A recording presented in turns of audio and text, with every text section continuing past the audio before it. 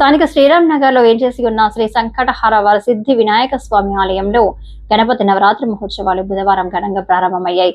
TDP రాష్ట్ర ప్రధాన కార్యదర్శి గన్ని కృష్ణస్వామి వారికి పట్టు వస్త్రాలు సమర్పించి ప్రత్యేక పూజలు నిర్వహించారు. ఈ సందర్భంగా గణనాథునికి ప్రత్యేక పూజలు, అభిషేకాలు భక్తి శ్రద్ధలతో నిర్వహించారు. గన్ని కృష్ణానగర ప్రజలందరికీ వినాయక చవితి శుభాకాంక్షలు తెలిపారు. ఐటీ శాఖ మంత్రి నారా లోకేష్ చొరవతో గణపతి నవరాత్రులు నిర్వహించే మండపాలకు ఉచిత విద్యుత్ ఇచ్చేందుకు కూటమి ప్రభుత్వం నిర్ణయం తీసుకోవటం పట్ల ఆయన హర్షం వ్యక్తం చేశారు. ఈ గణనాథుడి ఆశీస్సులతో ప్రజలందరూ ఆయురారోగ్యాలతో అష్టైశ్వర్యాలతో తులతూగాలని ఆకాంక్షించారు. ప్రతి ఏటా స్వామివారి నవరాత్రి మహోత్సవాలు ఘనంగా నిర్వహిస్తున్నామని తెలిపారు. డివిజన్ టీడీపీ అధ్యక్షుడు మల్లా వెంకట్రాజు, టీడీపీ నాయకులు, భక్తులు పాల్గొని స్వామివారిని దర్శించుకుని తీర్థప్రసాదాలు స్వీకరించారు.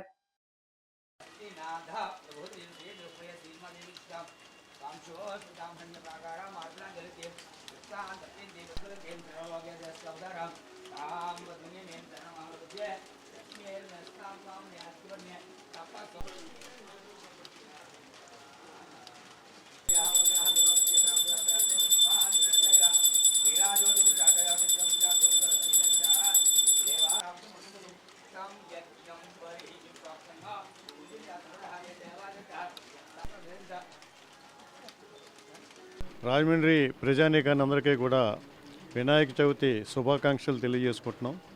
ప్రతి ఏళ్ళలాగా ఇక్కడ కూడా ఈ సంవత్సరం కూడా మా ఈ శ్రీరామనగర్లో వెలిసిన సంకటహార వరసిద్ధి విఘ్నేశ్వర స్వామి వారి గణపతి నవరాత్రుల ఉత్సవాలు ఘనంగా కూడా చేయబోతున్నాం. ఇక్కడ మట్టి వెంకు విగ్రహాలనే ఇప్పుడు కూడా మేము పెడుతూ ఉంటాం. నగరంలో అందరినీ కూడా మట్టి విగ్రహాలతోనే చేసి ఈ పర్యావరణాన్ని కాపాడవలసిందని నేను కోరుతున్నాను. ఇదే క్రమంలో తెలుగుదేశం గవర్నమెంట్ కూటమి ప్రభుత్వం ఈ వినాయక మండపాలకి ఏదైతే ఎలక్ట్రిసిటీ ఉందో ఎలక్ట్రిసిటీ ఫ్రీగా ఎలక్ట్రిసిటీ ఇవ్వడం, వాళ్ళ దగ్గర డబ్బులు వసూలు చేయకుండా ఫ్రీగా ఎలక్ట్రిసిటీ ఇవ్వడం అనే నిర్ణయం తీసుకున్నందుకు ముఖ్యంగా నారా లోకేష్ బాబు గారికి నేను వినాయక భక్తులందరి తరపున ధన్యవాదాలు తెలియజేస్తున్నాను.